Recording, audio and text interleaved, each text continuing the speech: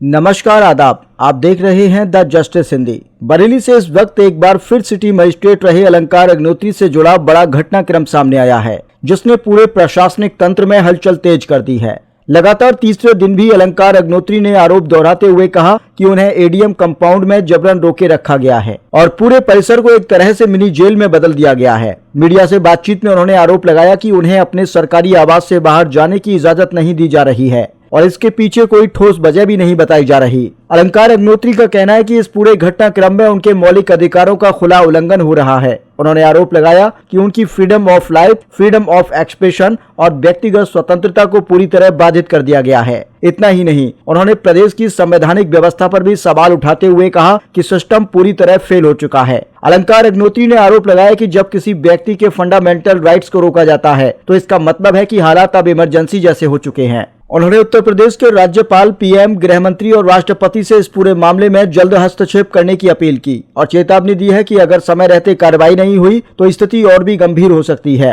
गौरतलब है कि बीते कई दिनों से अलंकार अग्निहोत्री का मामला लगातार सुर्खियों में बना हुआ है। क्या है आपका?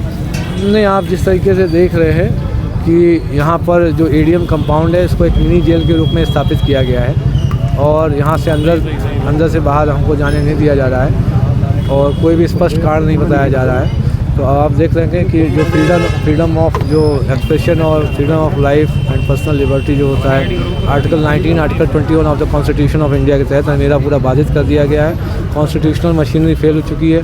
जब फंडामेंटल राइट्स को आप बाधित कर देते हैं, इसका मतलब अब जो है इमरजेंसी सिचुएशन आ चुकी हैं। माननीय जो हमारी गवर्नर मैम है उत्तर प्रदेश, उनसे सविनय निवेदन है इस चीज़ का संज्ञान लें, इस चीज़ का जल्दी संज्ञान लें, नहीं तो आगे और समस्या उत्पन्न होने वाली है।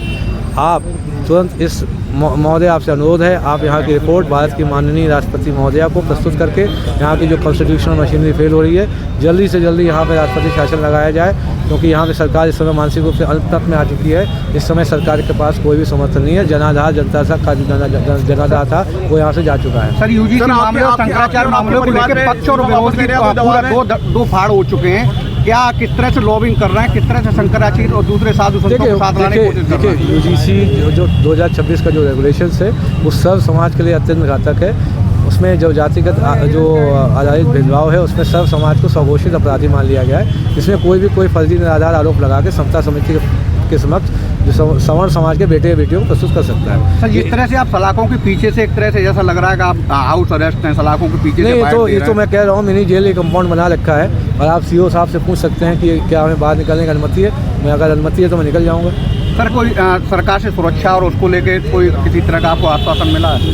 नहीं, देखिए हमारे साथ पूरे प्रशासनिक अधिकारी हैं यहाँ पे, जो सीओ साहब के कई लोग हैं यहाँ साथ में हैं, तो इन लोगों से कोई भय नहीं है। तो अपना सरकार का हमारे अंग रहे हैं, इन लोगों से किसी तरीके का क्या भय होगा। कानपुर में आपका परिवार रहता है, किसी तरह की कोई थ्रेड या किसी तरह की परेशानी? नहीं, कोई किसी तरह की परेशानी नहीं है। हमारा परिवार जो है, अब परिवार हमारा समाज जो है बढ़ चुका है, सिर्फ अपना घर नहीं, अब तो ये पूरा समाज अपना घर है, तो सभी लोगों का सहयोग है। सर, क्या आप पे दबाव बनाया जा रहा है कि इस्तीफा वापस ले लें? नहीं, अब इस समय क्या है, एक अलग तरीके के प्रोटोकॉल एक्टिव किए गए हैं। साइकिक वॉरफेयर होता है, जो साइकोलॉजिकल जो साइक ऑपरेशन की तरह एक फर्जी नैरेटिव प्रस्तुत किया जा रहा है कि मेरी वाइफ ने ऐसा कुछ बोला है कि वो इन्होंने अपनी गलती मान ली है और अपना इस्तीफा वापस ले लिया है। ऐसा फर्जी नैरेटिव चलाया जा रहा है। स्टेट में कोई मीडिया हाउस ऐसे चला रहे हैं। पत्नी से बात हुई थी क्या, उन्होंने ऐसा वर्जन दिया है? ऐसा कोई वर्जन नहीं दिया है। सर, खंडन करते हैं आप? हाँ, हम खंडन करते हैं। पत्नी ने भी खंडन कर दिया है। पूरे परिवार को इस समय हमारे सबके फ़ोन सर्विलांस में, हम लोगों ने थोड़े से हास्यास्पद तरीके से सर्विलांस वालों को भी उसमें डायरेक्शन दिया कि सर्विलांस वाले अगर आप सुन रहे हैं तो ज़्यादा परेशान मत हो, कहीं ये फर्जी न्यूज़ चलाने की जरूरत नहीं है। सर, डीएम साहब का स्टेटमेंट आ रहा है, वो कह रहे हैं आपके सारे आरोप निराधार हैं। तो जिलाधिकारी महोदय, मैं तो कह रहा हूँ ना, राज्य प्रशासन से मैं मांग ही नहीं रहा हूँ। मैं तो कह रहा हूँ कि भारत के माननीय प्रधानमंत्री जी नरेंद्र मोदी जी और भारत के जो गृह मंत्री जो है अमित शाह जी, वो एक SIT गठित करें। वो बताएं कि 26 जनवरी 2026 को शाम को 7:30 से 7:45 पे, जब मैं वहाँ मौके पे मौजूद था जिलाधिकारी कैंप ऑफिस में, हाँ तब, हाँ जब वहाँ पे मौके पे मौजूद था, किसका कॉल आया था और जो मैंने बताया था कि साला पंडित पागल हो गया, ऐसा स्टेटमेंट किसने दिया था? आदेश उनको दिया था कि अब ये जो सिटी मजिस्ट्रेट को है रात भर बैठा के रखना है और ये साला पंडित पागल हो गया, इसको जाने मत देना। अगला स्टेप क्या होगा सर? नहीं, अगला स्टेप हमारा समाज डिसाइड करेगा। हमारे 6 राज्यों में जो विभिन्न संगठनों से वार्ता चल रही है और जो हमारा राज्य है इसमें 75 जिलों में हमारे जितने भी संगठन हैं, सब समाज के संगठन है, ब्राह्मण संगठन है, सवर्ण संगठन है, सभी से हम लोग टच पे हैं और जल्द ही जो है इस पर अच्छा एक निर्णय आएगा। कब तक खड़े रहेंगे सर ऐसी?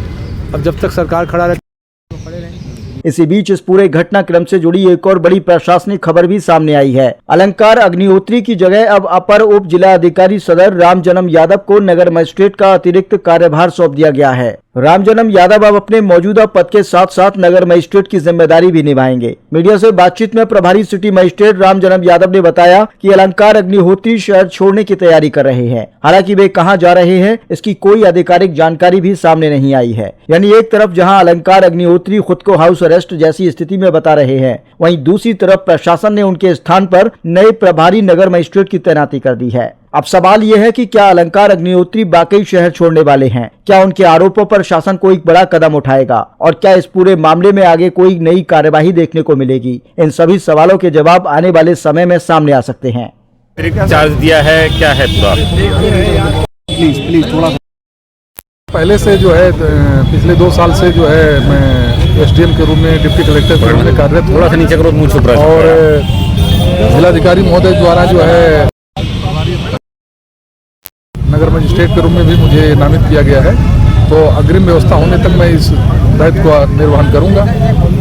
अभी आप अंदर गए, अलंकार जी से क्या बातचीत हुई, क्या कह रहे हैं? नहीं, बातचीत कोई खास नहीं, उन्हें मतलब वो खुद अपनी तैयारी कर रहे हैं और यहाँ से कुछ देर में निकलेंगे। आपके पुराने साथी रहे हैं? जी बिल्कुल साथी हैं हमारे, हम लोग हमारे अधिकारी रहे हैं भाई, कोई ऐसी कोई बात नहीं है। अब उनका ये निजी मामला है। सर यहाँ से कहाँ जाएंगे? अब जहाँ भी उनकी अपनी इच्छा होगी, जहाँ भी उनका प्लान होगा वहाँ जाएंगे। आपने प्रयास किया तो क्या बोले वो? नहीं, वो मतलब यहाँ से निकलने के लिए बताए हैं कि निकलेंगे। कहाँ जाएंगे यहाँ से? अब ये नहीं बताए, मतलब यहाँ से निकलेंगे। क्या बातचीत में कुछ ऐसा लगा कि जो उन्होंने कदम उठाया है उससे कहीं कुछ नाराज या कुछ परेशान कुछ? नहीं, ये तो उनका, उस पर हम क्या टिप्पणी करें, ये तो उनका अपना निजी जो है मामला है। क्या इस्तीफा वापस करने के लिए बाहर जा रहे हैं? कहा उन्होंने? नहीं, अब उनकी अपनी जो है अपनी इच्छा से उन्होंने अपना काम किया है, तो उसके लिए। अच्छा, ये सिटी मजिस्ट्रेट साहब जैसे नियमावली के खिलाफ ये जाके सरकार के खिलाफ बोल रहे हैं, क्या गिरफ्तारी वगैरह भी या कोई बड़ा फैसला ले सकते हैं आप? अब इधर नहीं रख सकता। अब आगे क्या होगा देखा जाएगा बाद में। तो कोई नहीं, मतलब गिरफ्तारी भी जैसे अभी मान नहीं आ रहे हैं, तो जिला बदर की भी कार्रवाई का प्रावधान है सरकार के नियमावली। इस संबंध में देखा जाएगा आगे से। तो अभी आप जा रहे हैं, वापस